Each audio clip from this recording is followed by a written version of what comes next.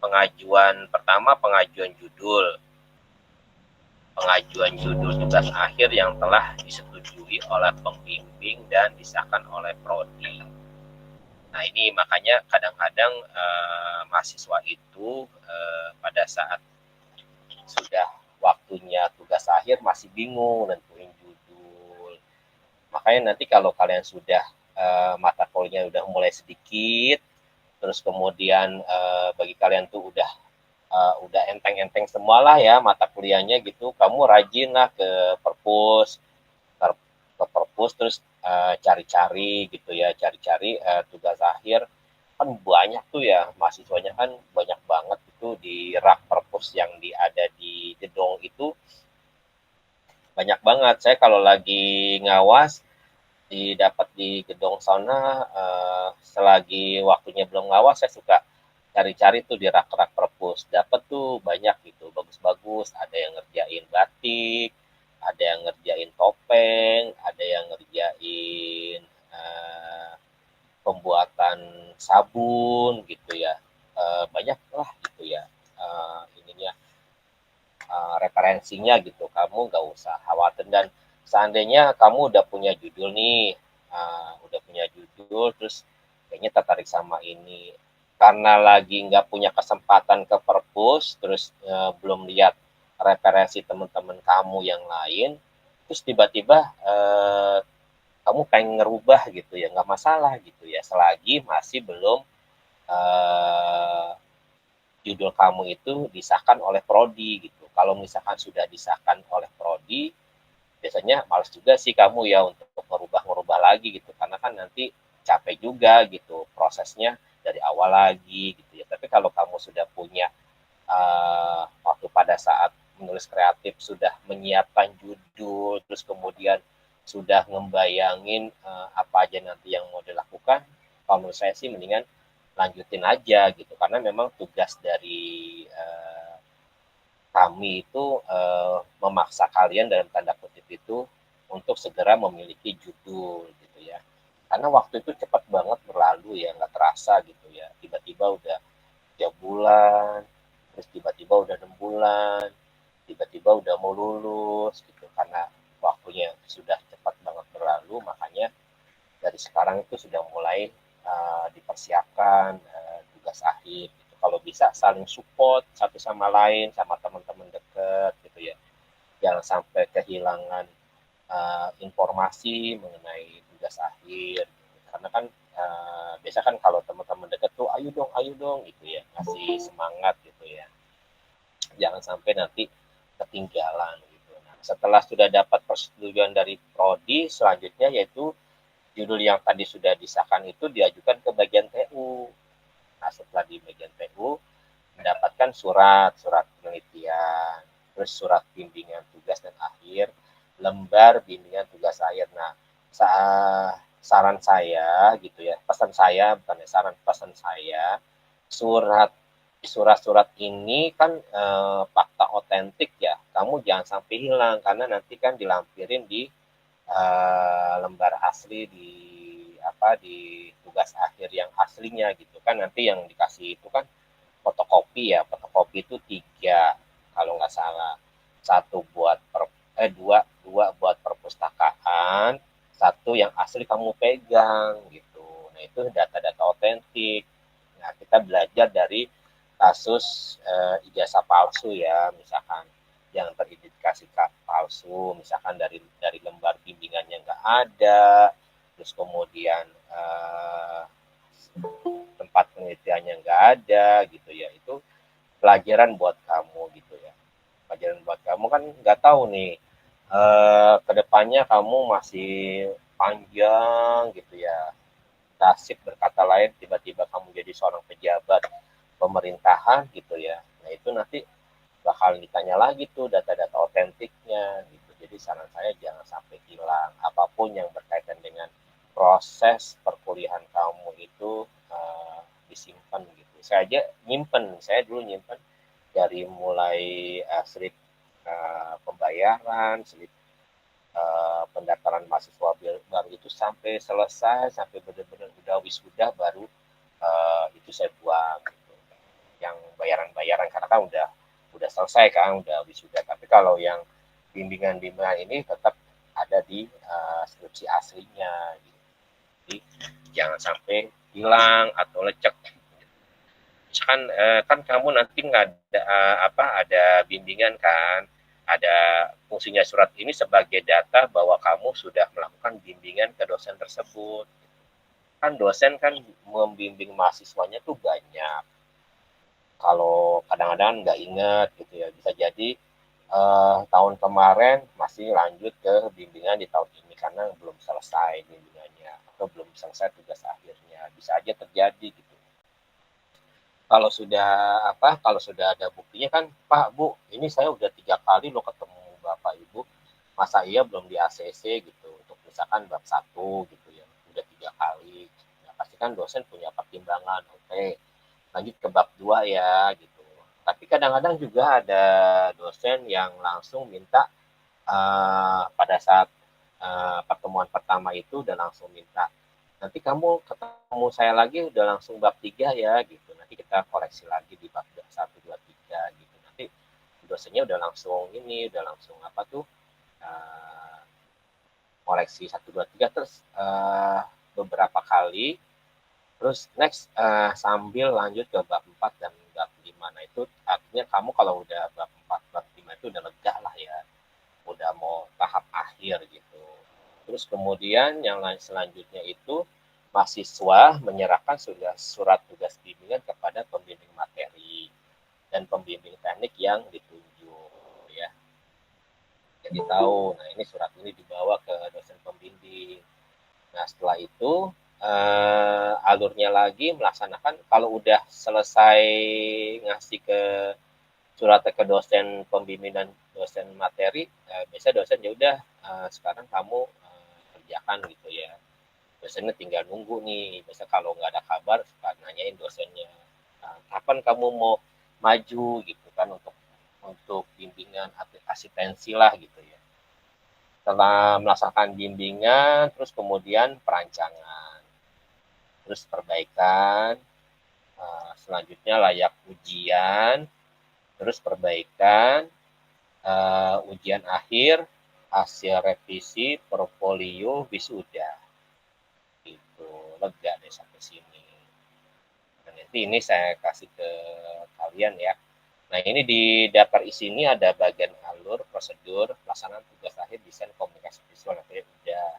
Terus kemudian ada kategori, tema, objek penelitian, tugas akhir. Di sini ada banyak ya, ada politik, ada ekonomi, ada sosial, ada seni dan budaya, ada industri kreatif, sejarah, biografi tokoh, pariwisata, ilmu pengetahuan dan teknologi, terus kemudian pola dan capaian penulisan tugas akhir, terus keluaran karya tugas akhir perancangan, 1 film dokumenter dan film pendek, infografik dinamis, film animasi, komik bergerak, buku ilustrasi, buku cerita bergambar, buku informasi, buku pop-up.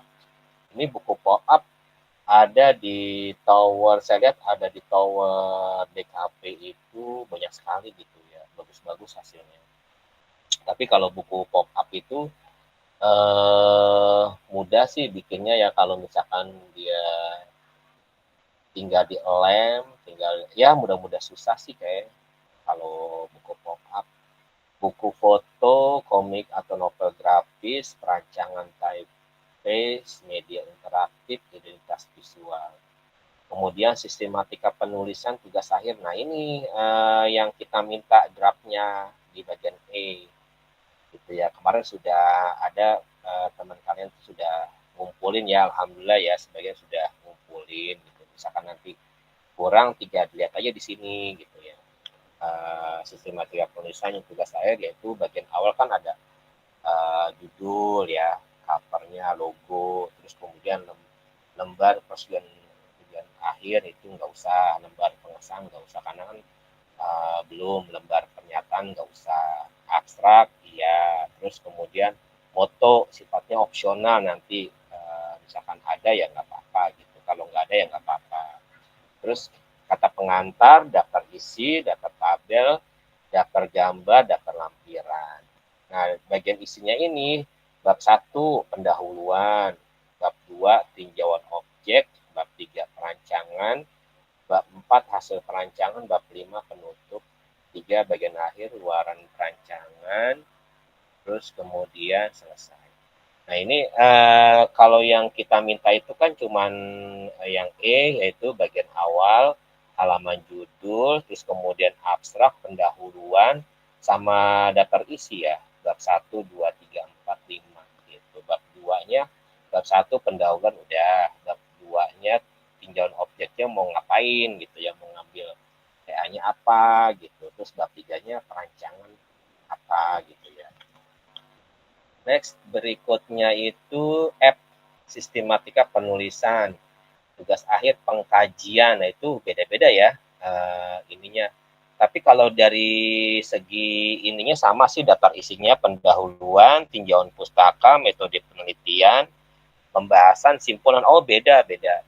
Kalau yang ngambil perancangan dia ada bab satunya pendahuluan, bab 2-nya tinjauan objek, bab 3-nya perancangan, bab 4 hasil perancangan, bab 5 penutup.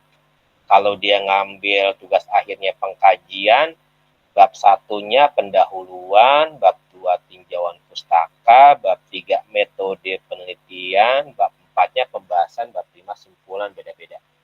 Terus kalau dia ngambilnya perancangan dan penelitian, berarti ada di sini, oh sudah, cuma itu aja. Penomoran halaman, penulisan kutipan, penulisan notasi untuk keterangan gambar, terus daftar pustaka. Jadi beda-beda ininya, nanti kamu bisa langsung tanya ke dosen pembimbingnya. Next, ke contoh kutipan dan daftar pustaka. Ini tampilan 14 contoh daftar pustaka. Daftar pustaka ini ada model apa ya, American Psychological Association. Ini nanti masuk 5 spasi di baris kedua ketiga, terus kemudian nama pengarangnya itu berurut ya, A B C D gitu kan. Di sini ada A G K K K N S W ya, jadi nggak boleh nggak berurut, harus berurut. Terus kemudian kutipan langsung dan tidak langsung. Kutipan langsung nanti bisa dibaca kutipan lebih dari 40 kata. Nah ini ada yang dimasukin tahun, terus kemudian halaman, ada juga yang nggak pakai ini gitu ya. Ada juga contoh nih Kotler 2020 baru menjelaskan. Terus kutipan tidak langsung, contohnya nama dulu, nama pengarang, tahun 2016, baru apa yang dia ucapkan, terus halaman 152 sampai 153. Ini beda-beda ininya. Contohnya nanti kamu bisa pelajari. Terus kemudian contoh dari tugas akhir yang sudah dikerjakan oleh di sini Mega Putri Astuti. Dia bikin cergam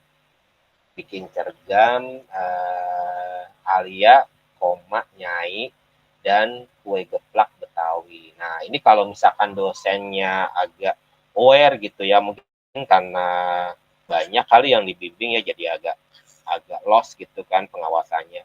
Kalau katanya itu kan, kalau udah ngomongin kue geplak ya, kue geplak ini kan khas geplak Betawi gitu ya. Apa ya, lebih pas kalau nyainya diganti sama encing ya, encing atau encang gitu ya. Kalau nyai kan Sunda gitu ya. Jadi apakah ini keluarga dari Jawa Barat bikin geplak Betawi, itu nggak masalah. Tapi kalau misalkan ini keluarga Betawi tapi ada penyebutan nyai, itu saya kan orang Betawi juga gitu ya. Saya nggak ada gitu ya yang namanya nenek dipanggil nyai, itu nggak ada gitu ya. Encing dipanggilnya encing gitu ya, atau encang gitu ya, segala macam gitu. Jadi nggak ada nyai gitu. Terus kemudian kita lihat di sini ilustrasinya. Nah ini kan segmennya kan buat anak-anak ya, kalau buku cergam. Jadi visualisasi dari tokoh karakternya juga anak-anak gitu ya. Si Alia kita lihat ini imut-imut gitu wajahnya. Terus kemudian segmennya kan dari umur setahun sampai umur 10 tahun lah ya, 11 tahun ke atas sudah nggak tertarik mungkin ya, lebih sudah tertariknya agak-agak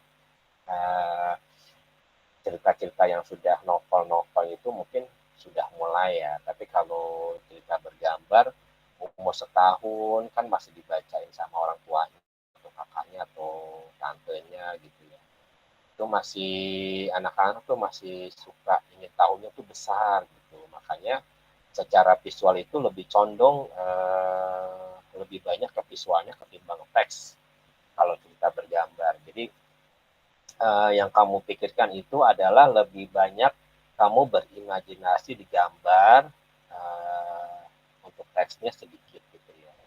Tapi ini juga kalau nggak dipersiapkan dengan matang juga ini juga bingung gitu ya, mau mau apa ya, mau nulis apa gitu ya. Nah itu nanti kamu jangan lupa kalau misalkan kamu memilih cerita bergambar gitu ya atau infografis dinamis, kamu bikin outline dulu.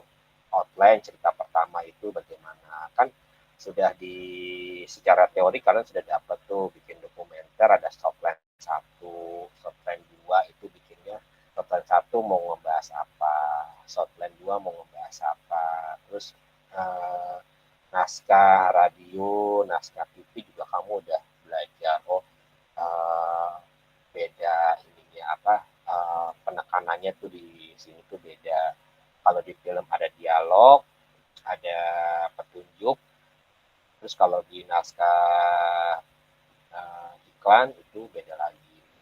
Yang kamu pikirkan itu kalau ketika cerita bergambar yaitu outline-nya si Alia ini, tokonya Alia umurnya 4 tahun, terus neneknya umur sekian misalkan. Pertama ngomongin apa ya, kamu bikin daftar outline-nya. Nah, kalau sudah daftar outline-nya, kamu tuh gampang untuk membuat lebih banyak kata-kata tuh mudah sekali gitu.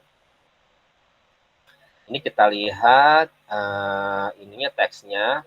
Keluarga Alia memiliki warisan usaha kue geplak Betawi secara turun-temurun dari nyainya. Nah, ini dari nyainya. Suatu hari Alia diajak ibunya untuk mendatangi tempat produksi kue geplak di rumah Nyai. Penasaran dengan petualangan Alia dan Nyai? Yuk kita ikuti kisah seru Alia bersama Nyai mencari tahu rahasia kue geplak Betawi. Nah, umumnya kesalahan yang tanpa disadari oleh kalian adalah kebanyakan katanya gitu ya. Secara kalimat tuh kurang efektif untuk penyebutannya gitu ya. Jadi harus dihindari gitu. Keluarga Alia memiliki warisan usaha kue geplak Betawi secara turun-temurun, warisan Nyai gitu aja. Nyai dari orang tua Alia, udah jangan nyainya. Terus suatu hari Alia diajak ibunya ya. Alia diajak ibu ke gitu. Alia diajak ibu ke rumah nenek tempat produksi. Nah itu lebih efektif ketimbang Alia diajak ibunya gitu ya. Kebanyakannya jadi agak kurang gitu ya. Terus kemudian di sini perkenalan karakter. Alia anak kecil berambut merah, ini bernama Alia umur 4 tahun. Dia selalu ceria di setiap waktu. Alia sangat aktif, tapi karena selalu aktif kadang ia jadi ceroboh. Alia sayang sekali pada Nyai dan ibunya. Balik lagi, nyah lagi ketemu. Ini Nyai, neneknya Alia, umurnya sudah 56 tahun. Nyai adalah panggilan sayang Alia kepada neneknya. Ketemu lagi, Nyah. Nyai sangat sabar dan tekun dalam membuka usahanya. Ia juga sangat sayang keluarganya. Ya, itu kan gak enak kan? Kamu yang denger aja kayaknya gak enak kan gitu ya. Apalagi saya yang baca gitu kan. Ini semestinya gak boleh nih katanya nih masuk terlalu banyak gitu. Ibu Alia adalah anak pertama dari Nyai. Ibu Alia sangat sayang pada Nyai dan Alia. Namun terkadang kesibukannya dalam bekerja acap kali membuat ia kekurangan waktu bersama keluarganya. Ketemu lagi Nya. Pagi ini Alia dan ibunya datang menemui Nyai. Kebetulan ibu Alia tidak bisa menjaga Alia karena ibunya memiliki keperluan sehingga Alia harus bersama Nyai hari-hari. Nyainya hari ini nyah lagi ketemu.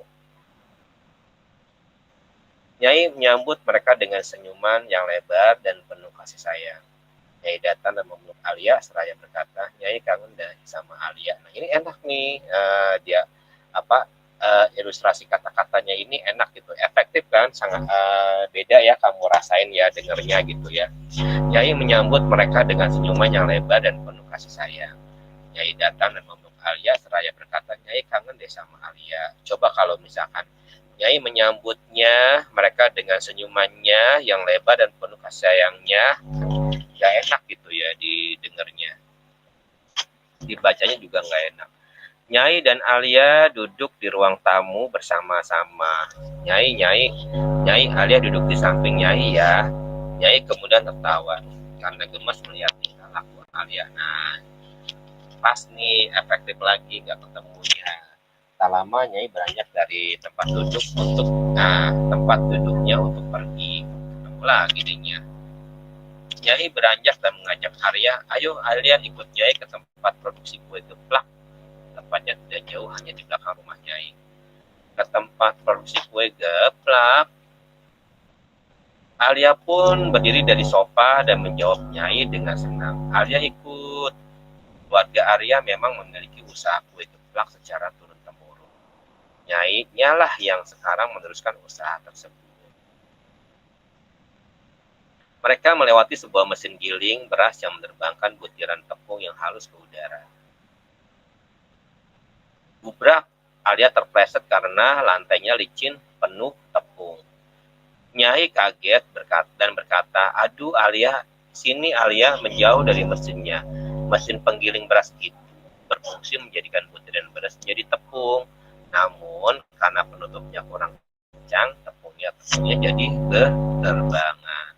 Sebelum adanya mesin, Nyai biasanya menggunakan alu. Namun sekarang ini sudah tidak bisa digunakan karena cukup menguras tenaga.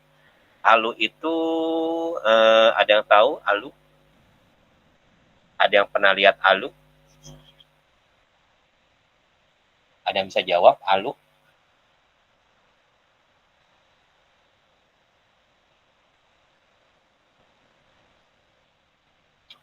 Alu itu kayak ini ya, bambu, tapi bukan bambu, kayu yang panjang itu buat numbuk. Numbuk biasanya dikasih kain putih, diikat, terus ditumbuk. Kalau di daerah Jawa Tengah, Jawa Barat tuh masih ada tuh daerah-daerah pedesaan ya. Itu buat misahin gabah sama beras tuh bunyi kluntung kluntung kluntung kluntung jadi alat musik tradisional gitu kan. Sekarang jadi alat musik tradisional. Dulu rame-rame gitu habis panen, numbuk rame-rame terus bagi rata gitu ya, itu ahli. Terus next kita lanjutkan. Mereka pun bergegas meninggalkan tempat tersebut dan pergi ke bagian pembuatan. Alia pergi ke bagian pembuatan dan melihat beberapa orang yang sedang sibuk membuat kue. Saat melewati kue geplak, Alia kemudian diajak Nyai untuk mencicipi kue geplak. Coba Alia cicipi ini, ucap Nyai kepadanya. Nah ini kalau ada dialog jangan lupa ditulis tanda petik di atas kalimat. Alia kemudian memakan kue geplaknya. Aduh, seret Nyai. Nyai sontak mengambil minum dan memberikan ke Alia. Pelan-pelan makannya, tersedak kan jadinya. Alia meminum air tersebut dan merasa lega. Alia bertanya kepada Nyai, Nyai, kenapa kue geplak seret sih? Kan Alia jadi tersedak. Lalu Nyai menjawab, Alia temani Nyai membuat kue geplak yuk, nanti Nyai jelaskan kenapa kue geplak teksturnya seperti itu. Kemudian Nyai menjelaskan bahwa tepung yang tadi Alia lihat dan gula di meja itu akan menjadi bahan-bahan kue geplak. Di sini ilustrasinya ada daun pandan, kelapa, terus beras ya. Nyai bercerita bahwa membuat kue geplak bukan bukanlah hal yang mudah karena butuh kesabaran. Dimulai dari menghaluskan beras, kemudian menyangrai beras yang sudah halus. Beras yang digunakan juga harus yang bagus agar hasilnya enak. Saat Nyai masih muda, beras yang digunakan masih menggunakan beras yang ditanam sendiri. Kemudian ada kelapa parut yang menambah harum khas kue geplak. Kelapa parut itu juga harus disangrai hingga warnanya berubah kecoklatan. Alia bertanya lalu, itu apa Nyai? Itu adalah gula merah yang dilarutkan dengan air. Alia kemudian mencoba mengaduk semua bahan-bahan yang ada bersama Nyai. Wah, teksturnya lembut, tapi adonannya lumayan berat. Kalau aku sendiri yang mengaduk, sepertinya aku selesai besok, seru Alia. Nyai pun hanya tersenyum mendengar celoteh lucu cucunya itu. Bahan yang sudah diaduk kemudian dimasukkan ke dalam sebuah wadah untuk ditekan-tekan. Puk, puk, puk, suara tangan Alia menepuk kue. Kemudian Nyai mulai mencetak kue geplaknya dari mulai menaburkan tepung di atas kuenya. Alia sangat serius memperhatikan Nyai hingga tak sadar wajahnya bertaburan tepung. Hachi! Nyai dan Alia tertawa bersama, melihat muka Alia yang penuh tepung. Di atas tenong yang sudah ada kue geplaknya tersebut, Nyai memberikan hiasan sebuah pita yang cantik. Wah, cantik tapi kok dikasih pita sih Nyai? Tenong ini kayak wadah ya, wadah kue yang dari bambu yang